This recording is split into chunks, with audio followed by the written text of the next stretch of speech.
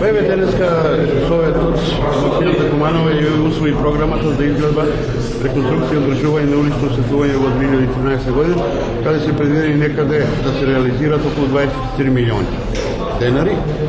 Претежно овие средства ќе бидат наменети за одржување на теконото улично осветлување во функционална состојба и изградба на ново улично осветлување на сообраќајници каде што општината претходно ќе врши градба, односно реконструкција на таква.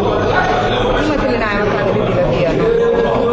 Сообраќајниците се предвидени во програмата за комунално уредување што Советот има донесена, по кој приоритет, по кој редослед ќе се реализира тоа ќе зависи од изработка на техничка документација и од одлуката на локалната администрација каде приоритети ќе дадат.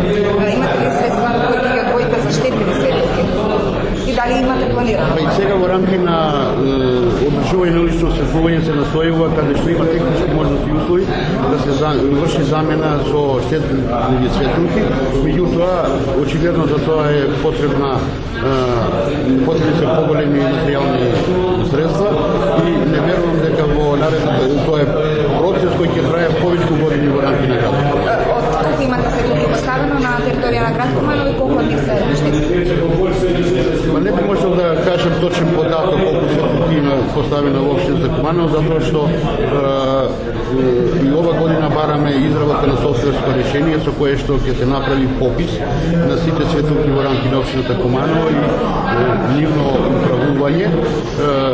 Меѓутоа некаде околу 10.000 светилки има во рамки на општината Куманово. А од штетливи е нека податок? Има штетливи, има LED светилки и така натаму. Процентуално колку би се? Многу мал дел, 10% се штеди. Значи ќе се работи да се зголеми? Ќе се работи да се зголемува светилици, онаму каде што за тоа има технички услови. А колку има заштеда, да кажем, штетливи светилки од обични светилки? Разни производители и разни типови на светилки има декларирано колку има заштеда, меѓутоа тоа се движи дека